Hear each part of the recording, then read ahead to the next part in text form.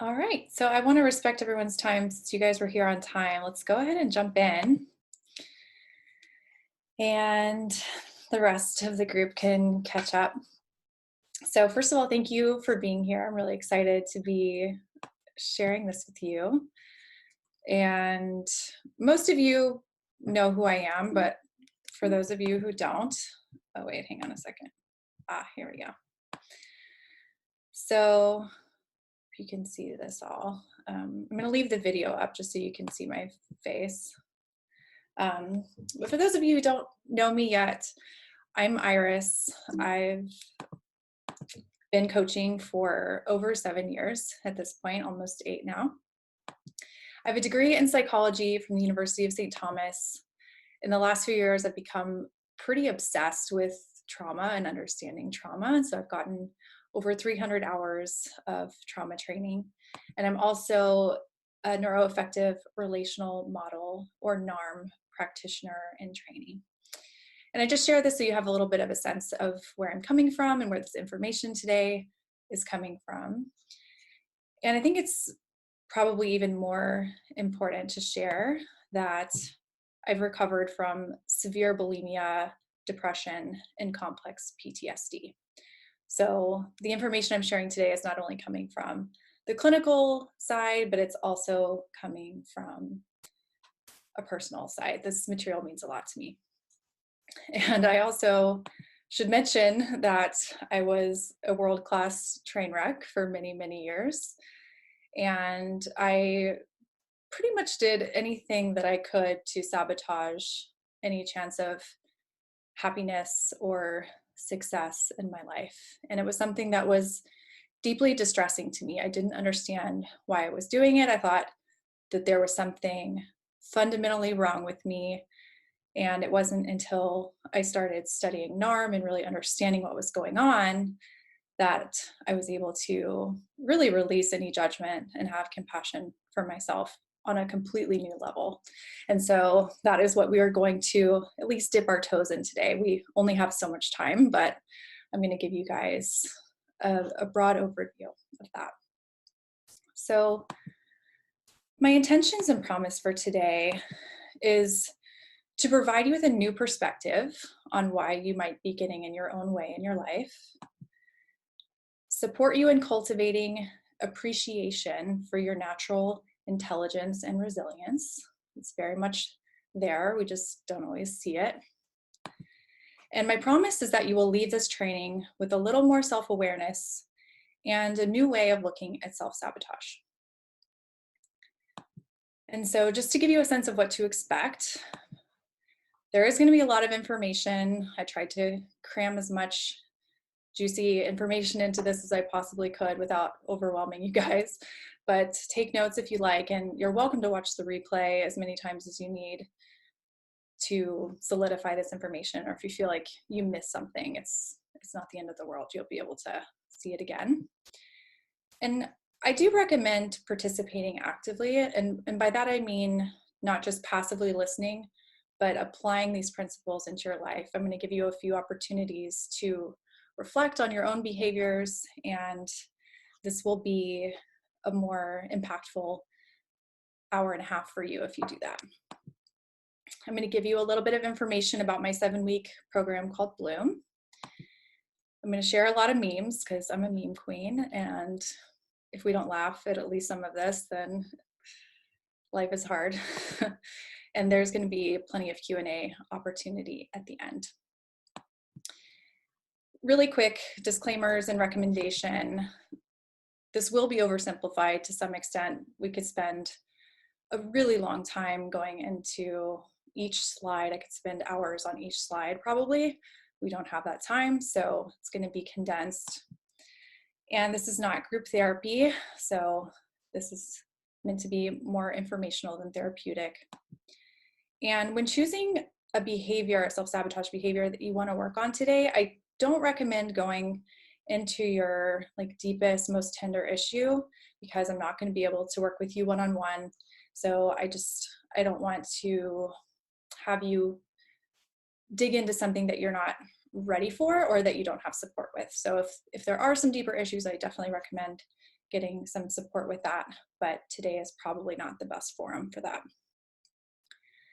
And I do have to issue a trigger warning because we're going to be talking about developmental trauma, and that may bring up some things for you. So if it does, that's completely normal and okay. And if it feels like too much, you're welcome to, take a breath, step away if you need to. And I just ask that you do what you need to do to take care of yourself today. So with that, I'm just gonna check my notes, make sure I'm not skipping over anything. But let's move into some definitions here, because I want to make sure that we're on the same page, conceptualizing these things the same way. So what is self-sabotage? So sabotage itself is to deliberately destroy, damage, or obstruct something. And self-sabotage is acting against your own best interests, whether that's conscious or unconscious, and engaging in risky or reckless behavior without regard for the consequences. And it's also a behavior that directly contradicts your long-term desires and values. So some examples for you. I'm not going to read all of these out to you, but some big ones I see a lot are chronic procrastination, picking fights or creating problems in relationships, binge eating or under eating, substance abuse. And so for the sake of today, I invite you to choose one behavior that you'd like to work through. It can be one of these examples on the list, but it doesn't have to be. And hopefully you have something to write with, and you can just jot that down, whatever that might be for you.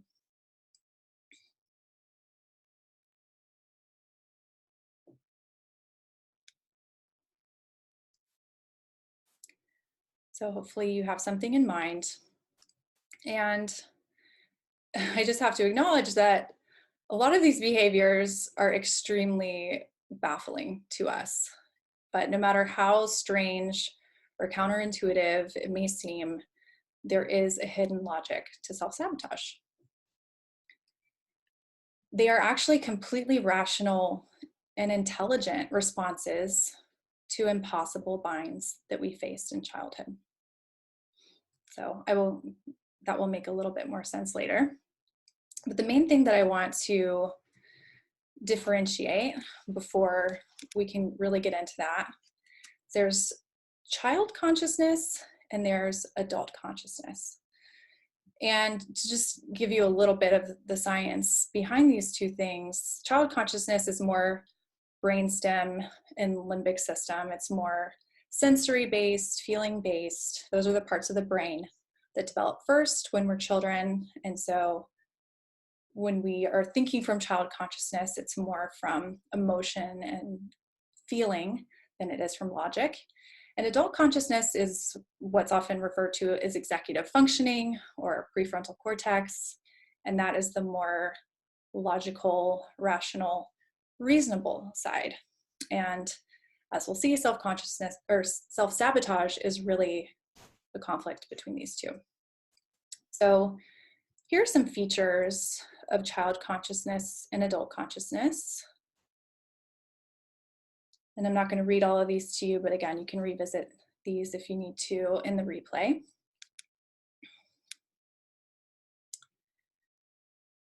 And as I began to mention, self-sabotage comes from child consciousness that never matured because a developmental need was not met. Another way of saying this is that developmental trauma causes arrested development, which goes hand in hand with self-sabotage. It's also a really funny show. So if you're wondering, how does this apply to my situation? These are some examples of developmental needs that self-sabotage behavior might be trying to get met. So be on the lookout for something that might seem familiar to you. So a common developmental need, or a universal developmental need, I should say, is having a sense of healthy independence and autonomy. And if we're unable to get that need met, self-sabotage could look like doing your own thing or rebelling at your own expense, or people pleasing but secretly holding resentment. If you're unable to express yourself in childhood, self-sabotage could look like expressing yourself even when it's not appropriate or if it's harmful, or even hiding aspects of yourself, including talents and strengths. If you never have an experience of being special, seen, or appreciated, some self-sabotage could look like instant gratification and impulsiveness and like treating yourself in ways that don't work long-term, or being demanding of appreciation. If you don't experience unconditional love, self-sabotage might look like testing people to either prove that no one will ever love you unconditionally, or try to get them to jump through hoops to prove that they do love you unconditionally, which can cause a lot of tension in relationships. If your need for safety isn't met, it could look like playing small, hiding out, choosing safe partners that you don't think will leave you, or pushing back, or not pushing back or holding your boundaries.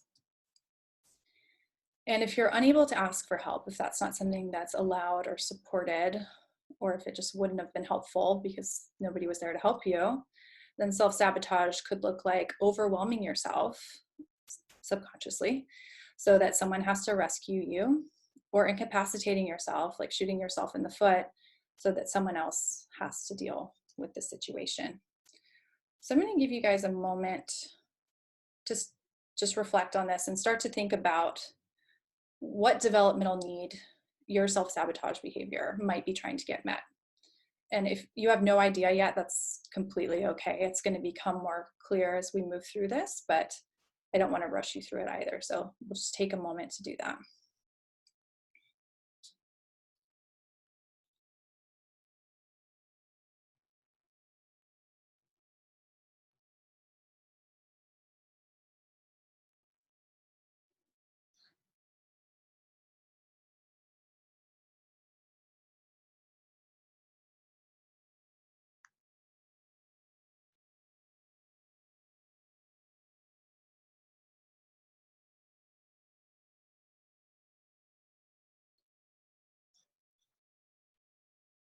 Okay. So in a vacuum, these self-sabotage behaviors actually aren't problematic. What causes the distress is that our adult consciousness is committed to something else. In other words, the way that our child consciousness is going about trying to get our needs met doesn't work for our adult self. Just to illustrate this for you a little bit, if you're overspending, that isn't a problem. Like if you don't care about credit card debt, if you don't care about going into bankruptcy, then overspending isn't a problem. But it is a problem if you're committed to financial stability. So if you're chronically procrastinating and missing deadlines in school or work, not a problem if you don't care about moving up in the world or moving up in your company or in school. But if you do, if that is something that really matters to you, then again, therein lies the problem. So these are some examples that you can use to help you put this together for yourself. But if you have a self-sabotage behavior, there is something that you're committed to that's not being fulfilled or that's being compromised. So once again, take a moment just to consider what that might be for you.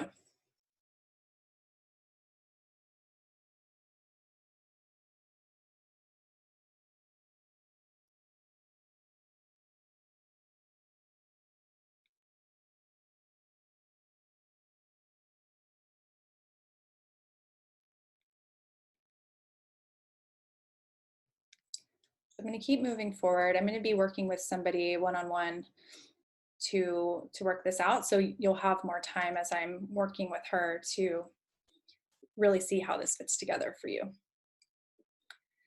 Something I really want to make sure that I emphasize is that child consciousness is not a bad thing. It's completely natural and appropriate during childhood, but where the problem begins to show itself is when it's in the driver's seat in our adult lives. And it causes us to act in ways that are at odds with our long-term goals or commitments. And the way I like to explain this is being 4 years old isn't a bad thing. It's a really beautiful thing, but you probably wouldn't go to a 4-year-old to make your big life decisions. But that's essentially what's happening when we're operating from child consciousness. So I mentioned a few slides back that developmental trauma is what keeps child consciousness stuck or trapped. And so I want to define that for you because it's different from a lot of times when people hear trauma, they think of like PTSD and veterans and war and these life-threatening situations, but developmental trauma is quite different. So misattunement is a form of developmental trauma. And this is a lack of connection and understanding between you as an infant or small child and your parents or caregivers. And regardless of the intention of your parents or how much they were trying, your efforts at communicating your needs were not responded to in a way that made you feel understood or safe. And especially when we're dealing with pre-verbal trauma, you could have the best parents in the world, but if you can't talk to them and tell them what you need, they may be unable to attend to that. And while we may be able to sort of retroactively look back and say, oh, well, they tried, if you were 6 months old and screaming and crying and deeply distressed, that still is considered developmental trauma.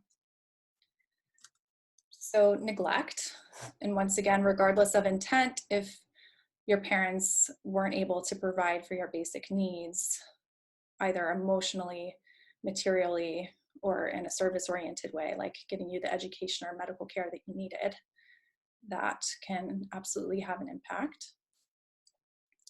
And then the one that people typically think of the most is abuse, where a parent, and often a sibling, some people have, really loving parents and kind of a sadistic sibling, it happens. And so if someone in your childhood home was demeaning or cruel or violent toward you, then that is also developmental trauma. And it doesn't have to be physical or sexual, it can also be psychological. And there are also some environmental factors that can lead to child consciousness getting stuck. And the first is transgenerational trauma, which is essentially being born into an environment that is traumatic itself, where your parents or caregivers are not able to be fully present with you and attend to your needs. So this could be growing up in a country where there's a lot of discrimination or oppression, or being, in poverty, or being born into a war situation or a natural disaster. So a lot of these things absolutely can have an impact on our entire family system, which then in turn has an impact on us as a developing human. So similarly, having a family crisis in childhood. And then if there's addiction, mental illness, domestic violence, incarceration of a household member, divorce, some of these things are unfortunately very, very common and absolutely impact our development. And regardless of fault or blame, if your environment or your parents weren't able to meet your needs and allow you to feel safe mentally and emotionally or physically, then that can lead to self-sabotage.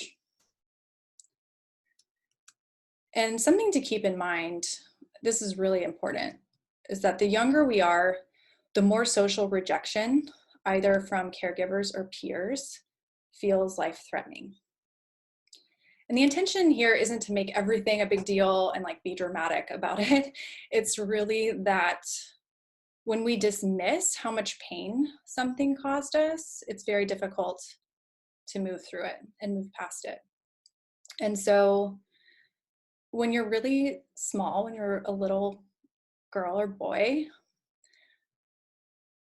there's a lot of stuff that impacts you very, very differently. So you can leave or if you leave an infant home alone for 3 days, they'll die.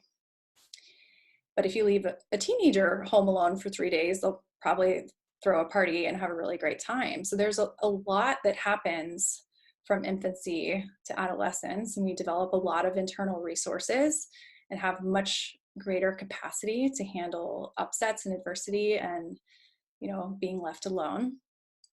And so I say this to acknowledge that it's easy to look back on something and say it wasn't a big deal, but if it was a big deal to you at some point, then it still counts. It's still a big deal.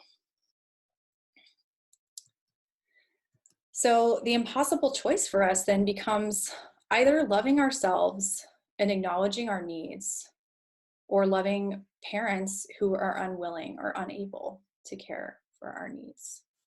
And this sounds sort of extreme or kind of black and white, but this is how it occurs for us as children. And because our relationship with our parents or caregivers is so essential for our survival, we always choose that. Always. And so, as I said, we choose to love our caregivers and we abandon ourselves. And we choose to accept our environment as it is, and we blame ourselves.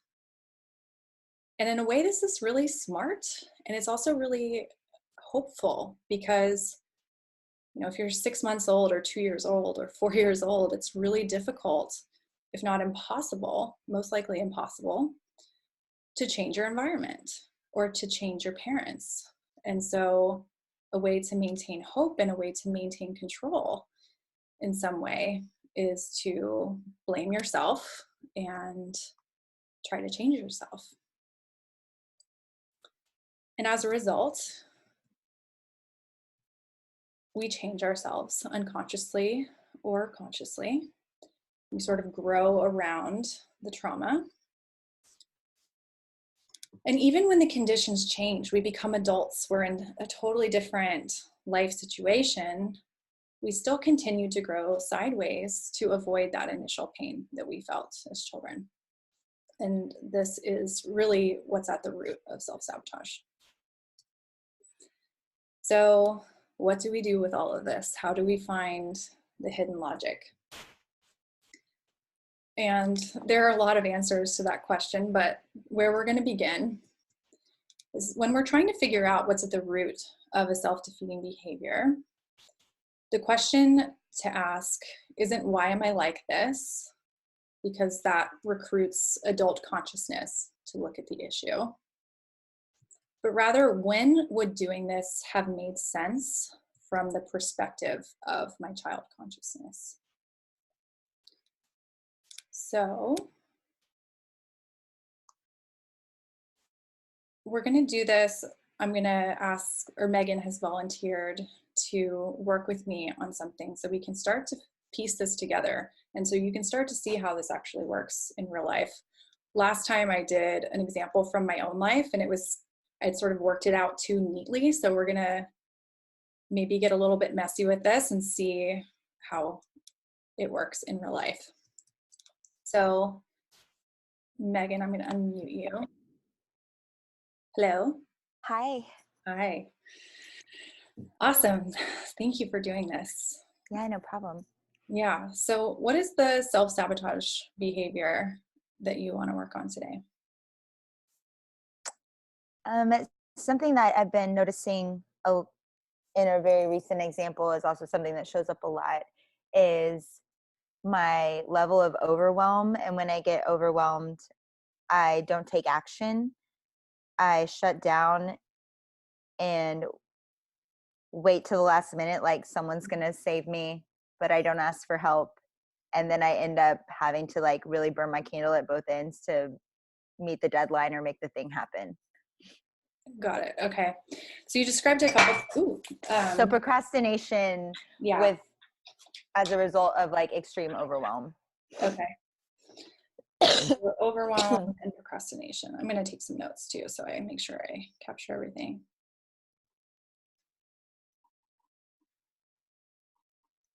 And you see those two things as being linked, the overwhelm and the procrastination? Yes. Okay. Got it. So the next, let's see. And what are you committed to?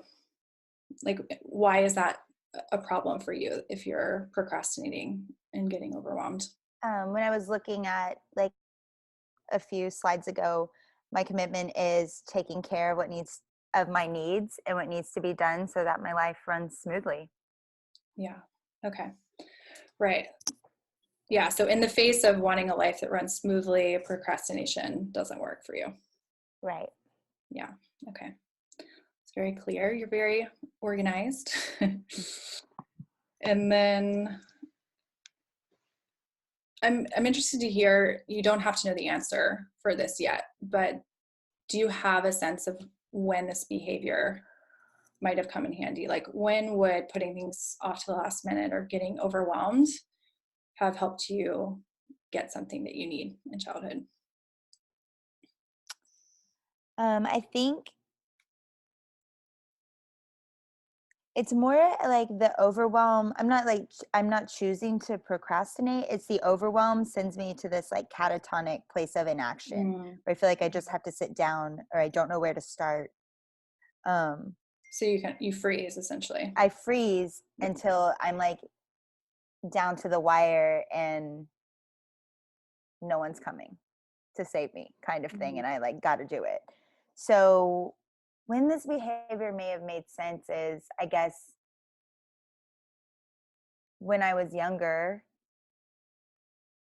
like my mom or a parent like telling me exactly where things needed to go, exactly how things needed to be done. If they weren't there, Mm. eventually they would come in and like tell me exactly what to do, because if I did it on my own, it wasn't put in the correct place Yeah, or it had to be redone. So it made sense by just waiting for someone else to tell me where to start or do it, then I would do it right. I see. Yeah, so that actually kind of leads straight into the developmental need. So you mentioned a couple things. You mentioned like that they would sort of tell you what to do, which was limiting your sense of autonomy or Mm-hmm, mm-hmm. independence. But then also, if you didn't do it right, you would get in trouble. Yes. So then the question would be, what would be smart about not getting in trouble? Oh, is that your dog? Yeah, sorry. Um, what would be smart about not getting in trouble is, one, I can avoid, and by getting in trouble, it's not like I would get like punished. It was more just, this is the way you fold the towels. That's an interesting way, but that's not how we do it. Do it again. So I would avoid having to like redo something. Yeah, I would avoid being made to look dumb or incapable or like I'm not smart enough to do it right yeah, or wrong. I'm avoiding being wrong. yeah. So if you're wrong, then what is that? I guess what I want to sort of unfold here is there's a real perceived threat here. And so if you're doing it wrong, you're having to do it again, what is the threat? Particularly like doing it wrong. You kind of said it already, but I just want to get you to really put Um, that in. Like, that I'm incapable, hmm, I'm not good enough. Like I'm not good enough, or I'm not like what I do isn't accepted. yeah. And does that feel like that could be, so there's I don't want to skip ahead too much, but does that sort of feel like what's at the core of this for you? There's a fear of not being good enough and being incapable. Um, yes, I think, yeah, and not being accepted. Yeah, not being accepted. It sounds Like like not. the way I do things is unacceptable, therefore I am not accepted. Yeah.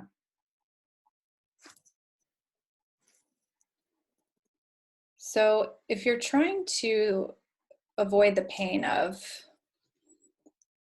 the way I'm doing things is unacceptable,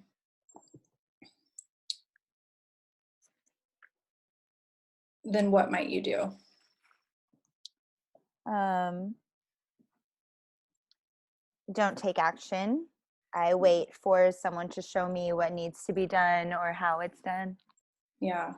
or what is exactly expected of me so I can meet the expectation. So then when it's just something for me, I don't know what to do. Yeah. So that sounds a lot like the overwhelm. Mm-hmm. Yeah. So the overwhelm.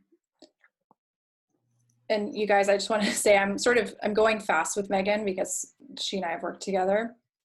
Um, but I want to make sure that we get through this in enough time to go through the rest of the content. So I just want to make it clear I probably wouldn't do this in a normal session, or I definitely wouldn't. So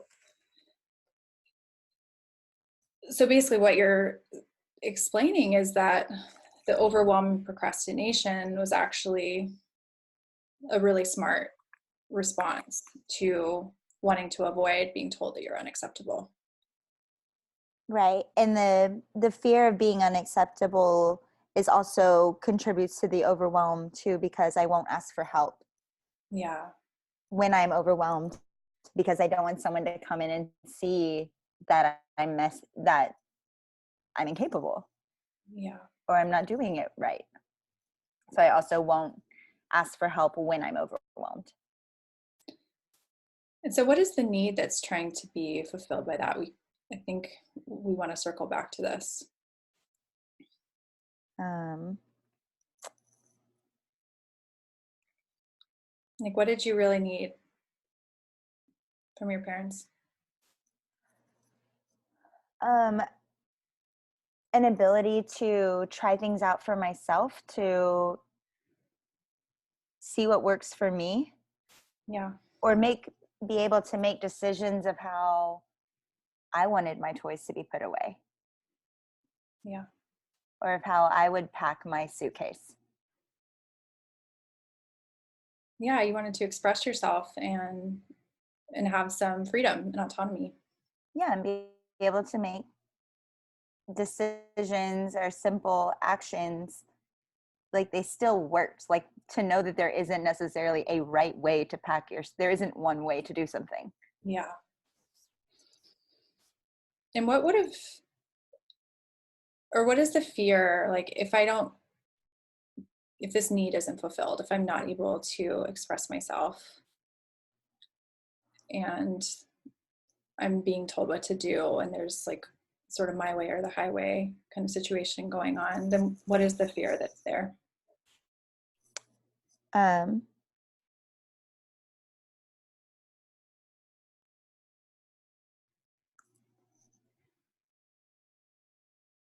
like that I think the fear is that like I am actually incapable, like I can't think for myself or I can't make good choices or figure things out or do them right the best way. I'm doing things wrong. Yeah. Therefore, I'm not enough and I'm unlovable Mm. or I'm glad, unacceptable. yeah. And I just want to highlight for a child, feeling unlovable, it's sort of like I said, like that feels life threatening. It absolutely feels life or death. And I think I also feel like if I have needs or I've done it incorrectly, then I'm a burden because I had to have someone come in and do it Yeah. or redo it. Yeah. So I'm a burden. So there's guilt associated with that. Yeah. So are you starting to see why it might have made sense to freeze and procrastinate and like get overwhelmed? Yeah. What do Yeah. you how are you seeing that connection? Because if I took action and set out to do it on my own, I was met with criticism or something else. If I just waited, I wasn't judged for being me. I like knew the expectation that it's like, oh, you didn't do this. And like the general frustration was safer to deal with than like the you're dumb, you're wrong, like you Mhm. didn't do this right. When I was like wanting to be proud of like doing it on my own or taking action individually. So it was safer to wait to be told so I could meet the expectation and be accepted than step out on my own and like be proactive and risk Yeah. So glad you said that, criticism. because that's the important thing is the fallout from the self-sabotage behavior feels safer to deal with than the fallout of not having the need be fulfilled. It's like we choose the less, we unconsciously do this. Of course, we're not like making all of these calculations real time, but this is where the natural intelligence part comes in. Like we are so smart in terms of being able to survive. We have survived for millions of years, and it's, well, not quite, but you know, we've been around for a very long time and we've survived. And the reason these things come into play is because, you know, they're happening in an instant. We don't even, they don't require our conscious intervention. So Megan, just to recap a little bit on this very quickly, because I think we probably need to keep moving, but thank you again for sharing. Oh, thank you So for the helping me with self-sabotage, this. oh, sorry, say that again? Thank you for helping me work on this. Yeah. So the self-sabotage behavior is overwhelm and procrastination. The compromised adult consciousness commitment is taking care of your needs and having your life move smoothly. And behavior made sense when you were a little girl growing up in your parents' household doing chores and stuff like that. And the developmental need that you're trying to get fulfilled is autonomy and a sense of independence. And you didn't explicitly say this, but I think love as well, like love and Oh support yeah, is definitely definitely. there. And Yeah. the fear is if the need doesn't get fulfilled, then it means that you're incapable or unlovable. Mm-hmm. Yeah. Yeah. So, so the bind that you were like when you're moving, the bind that you're facing is like you want, and I'm just going to go ahead and fill in the blanks on this one. You want your life to run smoothly. You know, you want to be taking care of your needs and moving your stuff, but there's this fear that I'm incapable. Mm-hmm. And so that's the essential bind. And so how do we resolve this? You know, healing self-sabotage is really resolving these binds that feel like impossible binds.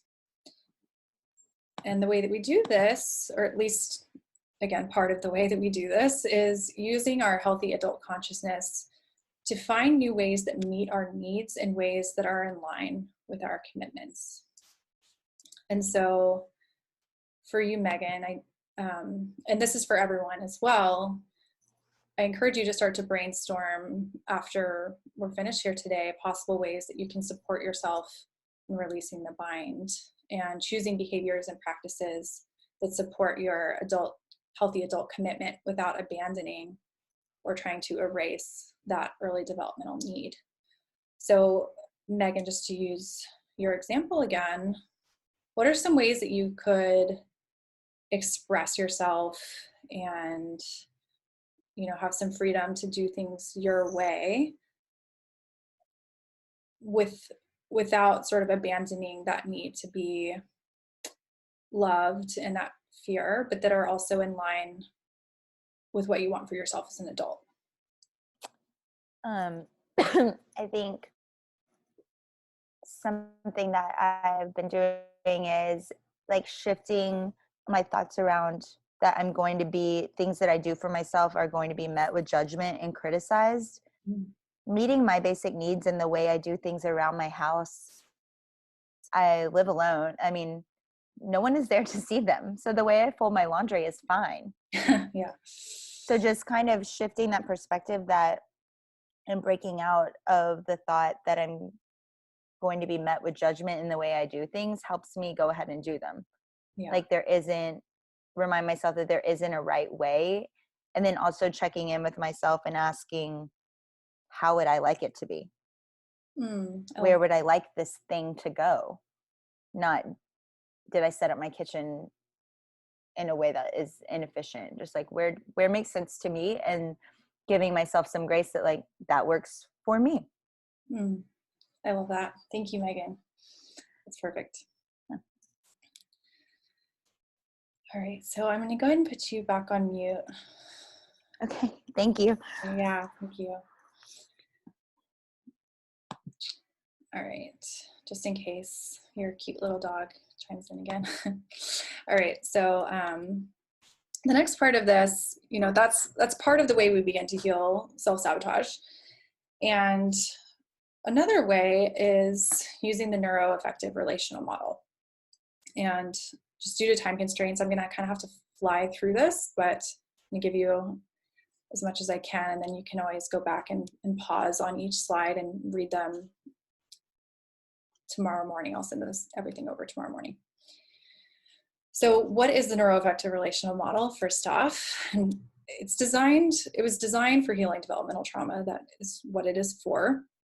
And it helps us to own our emotions rather than trying to shove them down or push them aside or numb them with something else. It helps us to understand what our emotions are communicating to us in our environment. So this could be boundaries that are being crossed or needs that aren't being met. And really understanding that our emotions are just messengers. They're giving us useful information. We don't have emotions for no reason. They serve a very specific function. It supports healthy adult consciousness. It increases our sense of agency and choice in life. It increases our ability to be with a wide range of feelings and experiences without disconnecting from ourselves and disconnecting from others. And just generally, it helps us feel more at home in our bodies and our minds. And one of the ways that it serves to do this, it has something called the NARM survival styles. And I really can't overemphasize how much of a game changer learning about this was for me, because I had so many symptoms and like things that weren't working for me, and so much unhappiness and just a lot of shit going on, for lack of better terms. And it felt like it was just me, or it was just my problem. And when I started learning about these, it helped me understand that these are actually really common human experiences. And not only that, they're not just like part of my personality that I'm stuck with. This is actually something that I can do something about and something that I can heal. So the survival styles are useful frameworks to help us understand universal patterns of human experience and responses to developmental trauma. All of us have at least some aspect of each style, some more than others, but most of us are dominant in one or two. So chances are you'll see things that you relate to with each of these, but maybe, some more than others. And they're named for a core capacity, so something that we naturally are able to do, but that was compromised during critical stages of our development. So connection, trust, etc. So I'm going to go through these somewhat quickly, but the first survival style is called the connection survival style, and it happens from even before we're born to 6 months of age. And the impossible bind that we face at this developmental stage, if there's trauma, is I need to connect to survive, but connection itself is threatening. And the core fear is being alive itself is dangerous. If I connect to my feelings and experiences, I will die or fall apart.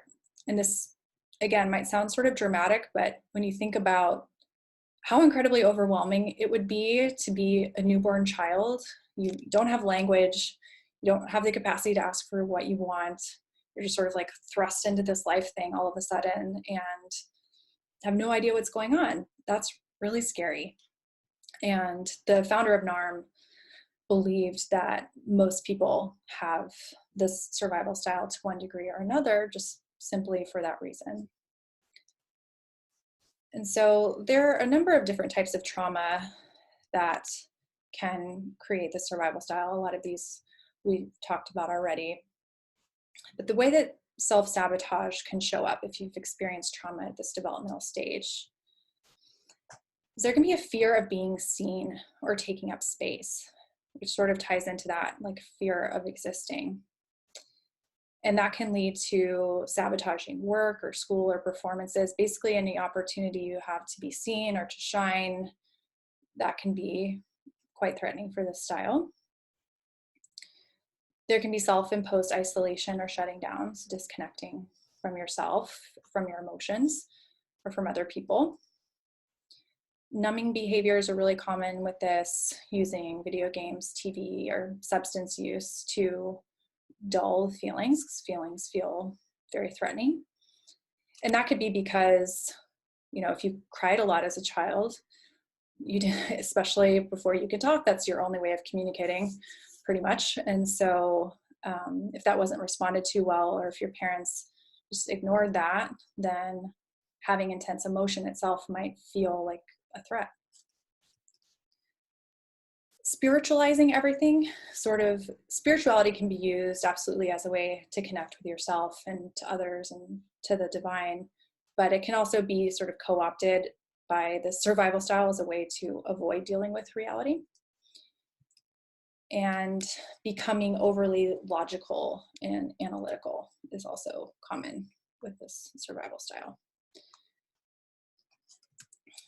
Not taking care of basic needs, like cleaning up after yourself, even showering or things like that can fall by the wayside.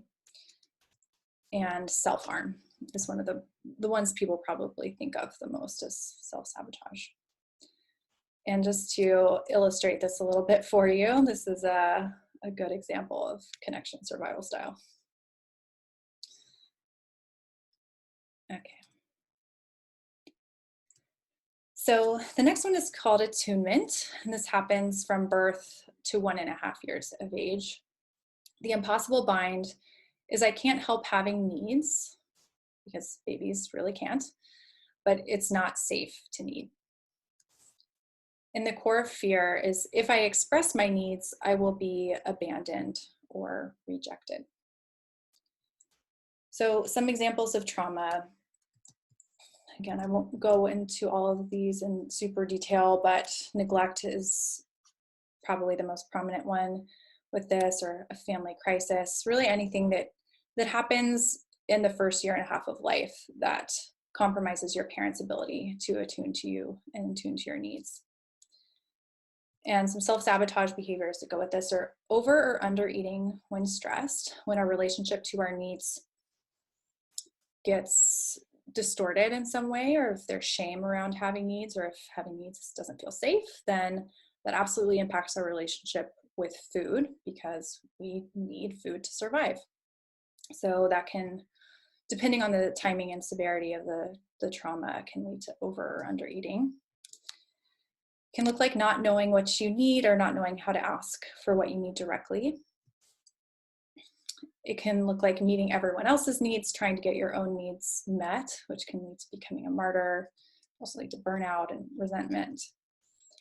Compulsively giving, even when it's against your own best interests. Either having pride in how little you need or being entitled. And either shut down needs or demanding. And again, this is similar to the over or under eating. It just depends on the timing and the severity of the trauma, which side you tend toward. So this is pretty classic attunement.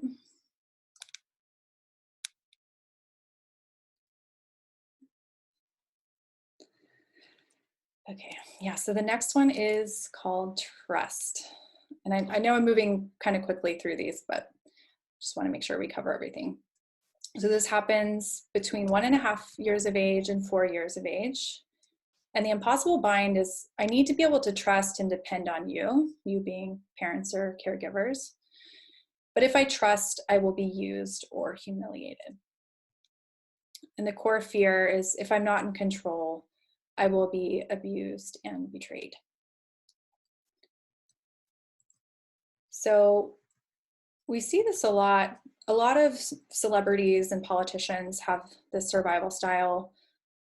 A lot of times the parents were living vicariously through the child and projected their unmet wishes on their children, and they get rewarded for taking that on.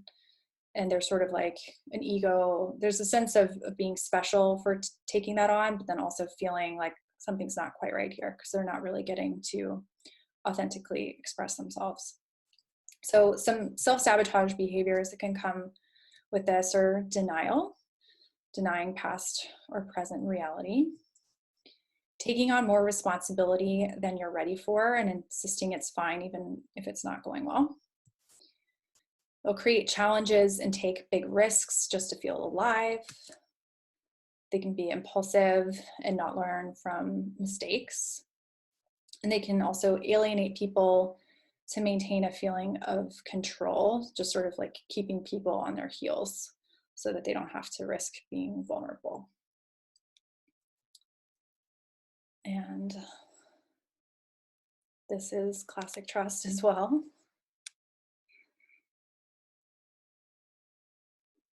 And I'll just mention, if you're here today, this is probably not your most dominant style because people who identify with the trust style are often wary of personal development kind of stuff because it sort of thrusts them into their core dilemma. So it may not be your primary one. The next one is autonomy. And this one is probably the biggest one for self-sabotage. I'll get into that a little more in a minute, but it takes place around the same time as trust, but it just manifests slightly differently. So the bind is I need to connect, but in order to be accepted, I can't be myself. And the core fear is if people really knew me, they wouldn't like me. And so this one is really like if your parents, Megan's was a good example of this, where your parents are telling you like there's one way to do this. If you don't do it, you're doing it wrong. Or having no emotional boundaries with your parents or being chronically in trouble. These kinds of things can lead to the survival style developing. And some ways that this can look are procrastination, rebelling against your own internal goals or agendas, defying authority at your own expense, people pleasing, just sort of a way of like going along with what people want you to do, but then sort of secretly being like, screw you. Happens a lot with this style. This is kind of the same thing where there's a pleasure in disappointing people that's mostly unconscious, and it's sort of a sneaky fuck you to perceived authority. There's difficulty setting boundaries and limits.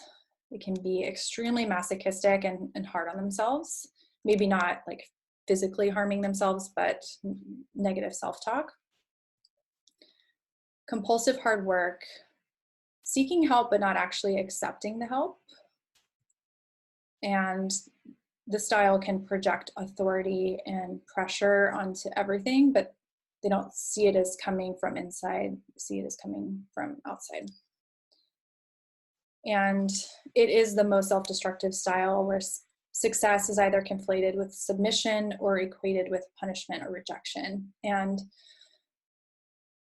without going into too much detail, basically, if you were told, there's only one way to be, then if you acted on your own impulses and you were yourself and that didn't go over well, then you're going to learn pretty well at a young age that like being visible, being successful, isn't going to go well. It's like, I can't be myself. I can't succeed without getting in trouble. And so that sort of internal narrative shows up over and over again. Like, and even if you're not consciously thinking like, oh, I'm going to get in trouble, there's just something that feels deeply uncomfortable about getting what you want and having things go well. And this is one of the ways autonomy shows itself.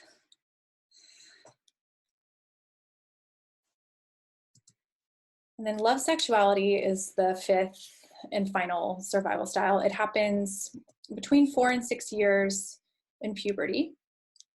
And the impossible bind is, I need to love, but if I love, I'll get my heart broken. And the core fear is, if I don't reject first, then I'll be rejected. And so some ways that this can develop is having your parents reject loving feelings toward them, or even having them mistake loving feelings as something sexual and sort of shutting you down. Sexual abuse can absolutely create this survival style, or parents encouraging you to be sexy before it's appropriate. And how this can look is body image fixation, body dysmorphia, trying to be perfect, rigidness, so like inflexibility with diet or rules or routine. Again, rejecting others before you can be rejected. This could look like cheating on partners, or even in some cases, sex addiction. There's an inability to relax and stop achieving. They, like autonomy, can also be very self-critical and demanding. And sometimes they'll idealize relationships and then reject them when they don't measure up to these like lofty expectations. And there's a tendency to try to earn love through looks and performance. So this is love sexuality. I love Conan. And I just want to make sure that it's very clear that these survival styles are not bad. They're not bad at all. They're brilliant. They're very highly effective strategies for helping you survive your childhood. And also, some aspects of these styles can make you very successful. I didn't get in much today into some of the potential strengths of these styles, but they all have incredible strengths. And they just become problematic when we do them compulsively, when we're being run by these strategies rather than choosing them. So again, I want to warn you that this is oversimplified, but if you want to start to look at your own self-sabotage behavior, these are some survival styles that typically is connected to. Every situation is different, and the reasons for doing that behavior is obviously different in every case. So this may not be fully accurate for you, but I just wanted to provide this in case it's helpful. So I'll give you a moment with that.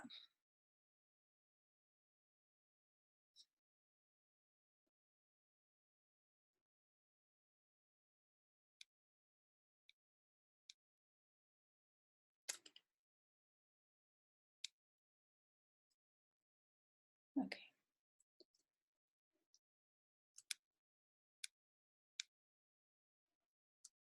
So I posted this on Instagram a little while back, but it's worth repeating here because it's so relevant.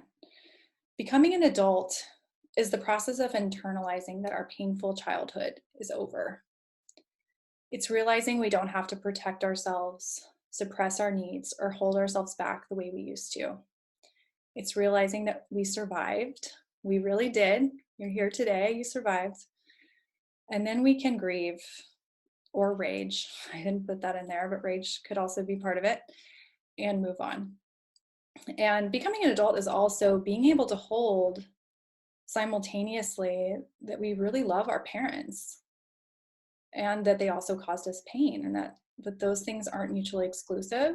And it also doesn't mean that our parents are bad people. They may have tried their best, but if it hurt us, it's still important to acknowledge that. So next, I want to talk to you guys a little bit about Bloom, because we sort of blew through all of this material, and I know a lot of people want to work on this. They really want a chance to work through this. And so I created this program for that purpose. Sorry, my dog is going a little crazy. So Bloom is a 7-week online program that includes 7 video modules, 4 group coaching sessions via Zoom video, optional private NARM sessions, also through Zoom video. You don't have to do this, but it's an option that you can do either 2 or 7 sessions. And we're going to be doing it through a free private app that's available on iPhone and Android with group support and daily assignments. I know a lot of programs are run through Facebook, and a lot of people don't like Facebook, so I'm using a different coaching platform, so you don't have to do that, with the exception of a Facebook Live, where you won't be sharing vulnerable information on Facebook, but I will do a weekly Facebook Live. And you keep access to that Facebook group for as long as I'm running the program, hopefully, a very long time. And there are 3 pricing options. Oh, wait, we'll get to that in a second. The logistics for the next one, I'm running one right now. It's been really amazing to see how quickly people are shifting and transforming, and we spend a week on each survival style. We probably could spend a month, but in the program we spend a week. We go into a lot more detail. And it starts February 16th, goes through April 5th. We have 4 group calls. These are the dates in case you want to check your calendar and see if these dates are going to work for you. They're at 9 a.m. Pacific time.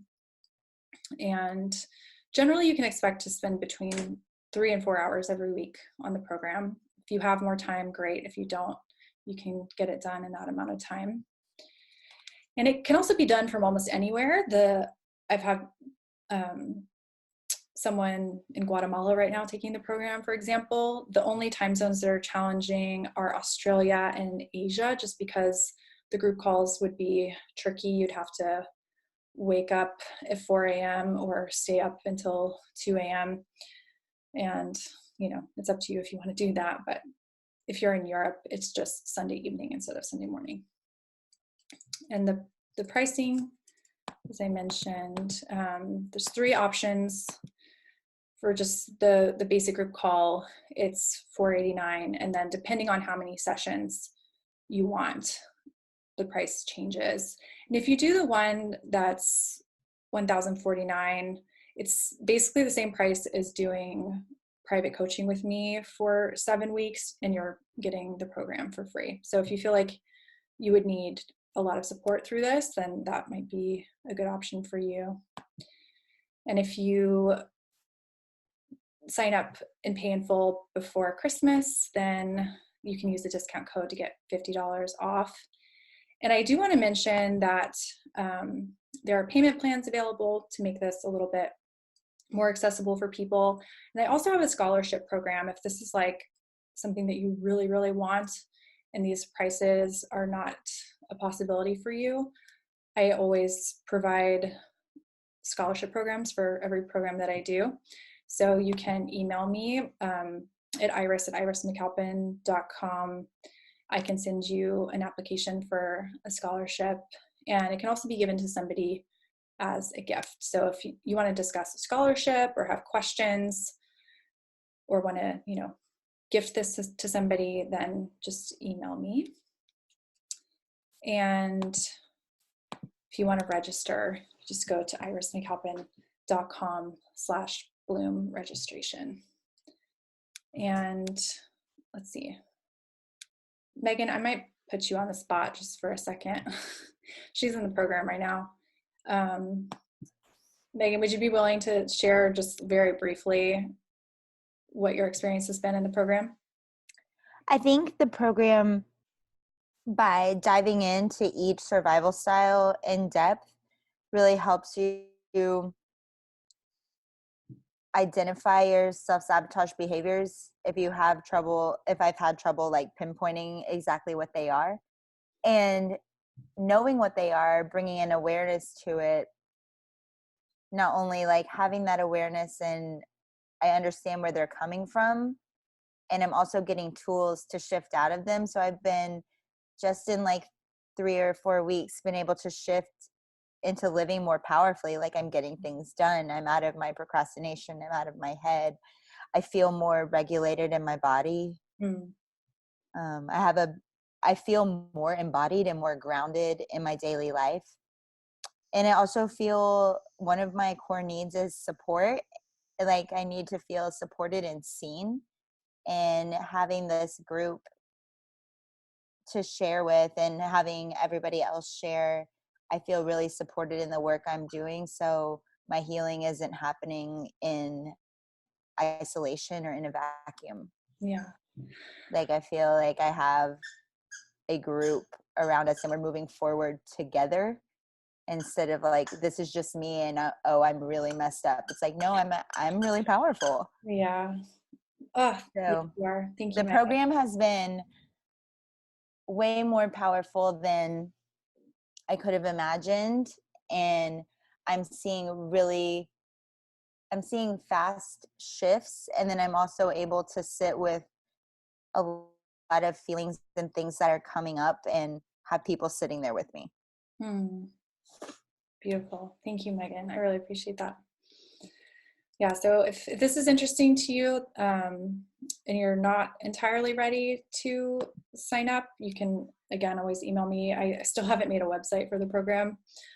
We'll do that at some point. But this is where you can go to register if that feels like something you're ready to take the plunge on. And yeah, this stuff can be completely game changing. And I would love to have you join us. So if you've been looking for a sign to really take on your self-sabotage, then this is a sign you've been looking for. And I just want to leave you with this quote before we go to Q&A, because I think it's such a beautiful quote to me.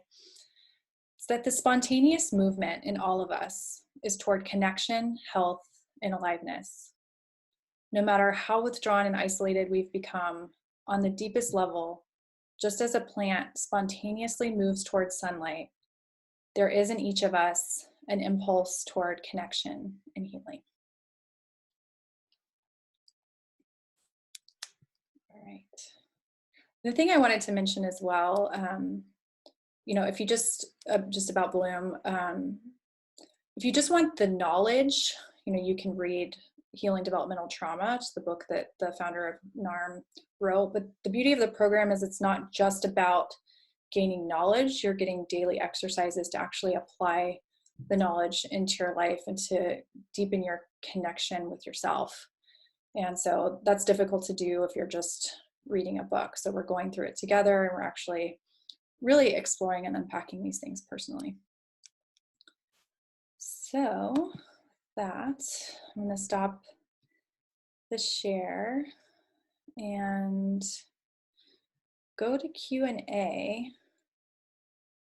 So I don't see any questions yet, but this is the time to ask them if you have them.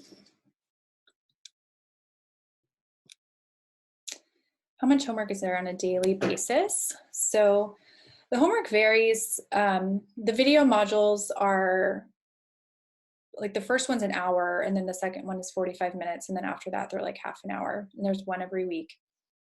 And the assignments are designed to not take more than 10 minutes, but you can spend longer with them. It's sort of a question of how much you'd like to spend, but I would say like 10 to 15 minutes a day you can expect for homework.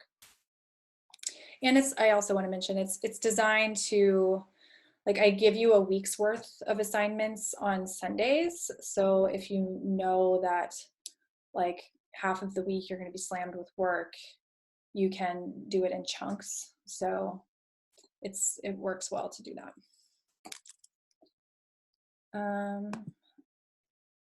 Okay, yeah. Somebody's asking about what happens in NARM sessions and the benefit of one-on-one coaching. It's really a question of how deep you want to go and how much support you need with this. If you're dealing with significant developmental trauma, you might feel like you need more one-on-one support. And I think it's helpful to have at least some. And you can always add on. I do offer some coaching sessions at a discount in the program. You get the best discount if you like buy the package, but you know, it's helpful to really go deep and clarify for yourself how these things are showing up, and it provides a way to address these things in connection with somebody else. You'll be connecting with me. We'll have the calls through Zoom, and we'll be working through it together. And that relational piece, because we're dealing with relational trauma, is really important. And so, the calls are an hour long, and they, you know, we'll be talking. So but it's a little different from like a traditional therapy session, in that it's very present focused. We're not like, your past may come up, but we're not going to be, it's not like so tell me about your mother kind of thing that you might experience in traditional psychotherapy. And thanks you guys for showing up in the midst of the holidays. I know a lot of people are traveling and all of that. And, you know, I say thank you, not because you're doing something for me, but you're doing something for yourself. And that makes the world a better place. By you showing up for yourself, you're impacting everyone in your life. Somebody's asking if it's required to read the book. No. The essential information from the book is distilled into the program, and there's actually some additional information that's not in the book that I've acquired through my training as a NARM practitioner. So you can read the book if you'd like. I mean, it can be nice to have as a reference for later on, but you don't have to read it. Everything that you need is contained in the program. Even for those of you that are still here, I just want to say that it can be helpful to go back and watch the replay. Obviously, you were present for this, but some of these things can be a little bit slippery. It's like if we're resisting transforming these things, and there's a reason to resist it. There's like some legitimate, you know, feelings of pain or anger or fear that may come up as we address these things, and that's completely normal. But sometimes in an unconscious way to avoid that, we kind of like block things out. I know for myself, some of these things took me a few times to revisit before I realized, like, oh wow, I'm absolutely doing that. And so if you have the time between now and Sunday, it's going to be available through Sunday, then I encourage you to watch it again and just see if things might land for you a little bit differently, or it might make more sense on the second go around. Great question. Okay, somebody asked, is it important for me to remember the things that happened to me in childhood? And absolutely, it's not. I mean, it's helpful in certain ways. It can kind of like wrap a nice little bow on this for you and just give you that sort of just like satisfaction and really clearly understanding something, but it's absolutely not essential for healing. And especially when we're dealing with pre-verbal trauma, like connection and attunement, you're likely not going to remember most of it. And with NARM, the way we work through that is by addressing what's showing up in the here and now. So how is that impacting you in the present? And those feelings that you felt back then will still come up as we're working through those things in the present. And so we don't have to go back and like dig around and relive every horrible thing that ever happened, because the feelings that are the product of that are available to us all the time. So that's a really great question. I'm glad you asked that.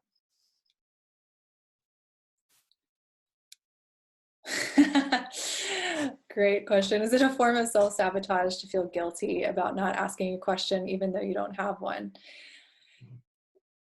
That would be, to me, that seems like a manifestation of attunement a little bit, like wanting to provide for people, and like could be autonomy too.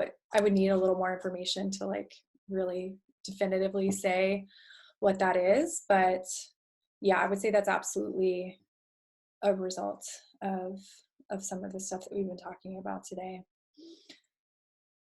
And you guys don't need to feel guilty for asking a question, but that is actually a good one. It's a really good one. And I guess I can expand on that a little bit more. The tendency is to, like, if we feel like there's a threat in connection, or if we feel like somebody is dissatisfied or unhappy or needs something, instead of just like leaving that as like their issue, we sort of take it on as our own, and we either shame ourselves or guilt ourselves. And that's really a strategy for like maintaining the connection, repairing the connection. Because again, all of this really comes down to like wanting to maintain the connections in order to survive. We need connection to survive. And so a lot of this really is in service of that.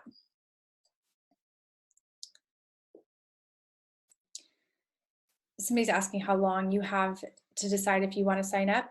You can sign up as late as February 15th. There's some time. And I mean, especially if you want private sessions, that fills up much more quickly. I have very limited spots for that, but you definitely have time. And the only thing that I will say about that, a lot of times it's sort of, and I'm not suggesting that this is necessarily the case for you asking this question at all, but something that can happen quite frequently is we like get inspired by something, or we connect with something, and then we kind of push it aside, or like forget about it, or talk ourselves out of it. And so if you're feeling like this is something that might really be important for you, then I would encourage you not to wait, because as soon as you sign up, then it's really real. And then it's like, okay, I'm actually doing this. I'm working through these things, and things will start to shift in your life, even just from taking it on and saying yes to it. So I guess one thing I will say, once we finish the recording, will take some time to upload to my computer, and then it'll take some time to get it onto YouTube to share with you guys. But I will send it out first thing tomorrow morning so that you guys can watch it again. And you're welcome to share it with friends as well, but the link will expire at a certain point.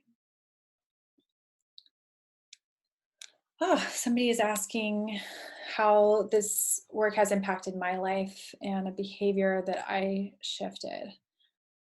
The one that comes to mind most immediately is I used to drink myself into oblivion on a regular basis. And not like most people would have thought, like, oh, she's just fun, or oh, she's just like, you know, party girl, whatever. And it really wasn't working for me, but I didn't really know another way to be. And I had so many intense feelings that I didn't know how to deal with. And so I was like numbing, I was basically self-medicating with alcohol. And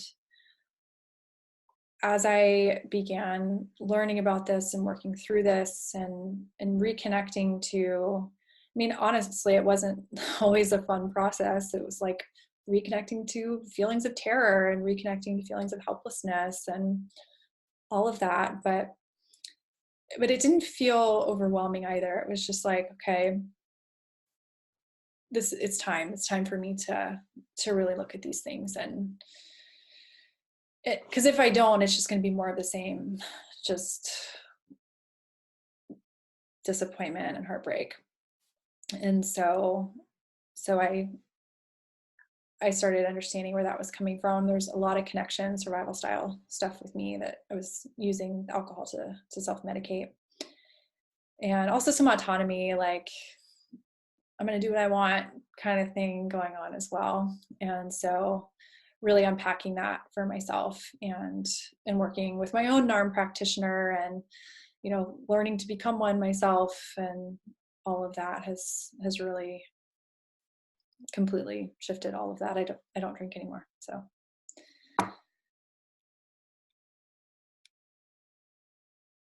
and I mean I could list a million other things, but that was the one that just immediately came to mind, because that's probably the biggest, I guess you could say, lifestyle shift that's happened as a result of this.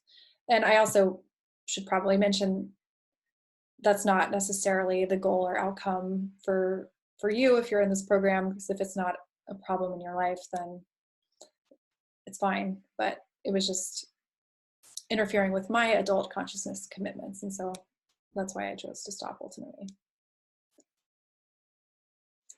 Okay. Oh, great question. Do you recommend that friends or family members could be in this program together? And I actually think that's a great idea. It could bring up some stuff, like if you, well, shouldn't even say that. I was going to say maybe if you live together, it might be challenging, but I don't think that's necessarily true. I think it depends. Like if you're, let's say, like if you have a family member where it's really, really tense and there's a lot of like active like trauma reenactment happening, and you live with them, then it might be a little bit stirring.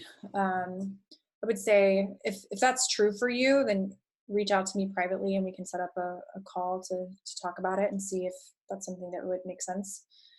But it can be really wonderful. I have there are some friends, there's actually like a few coworkers that are in my program right now, and it's been wonderful for them in their working relationship. And I have friends in the program currently, and that's been really wonderful. My husband is actually in the program too, which was actually surprising to me. I didn't expect him to want to take it, but he did. So it's been very cool for us as well.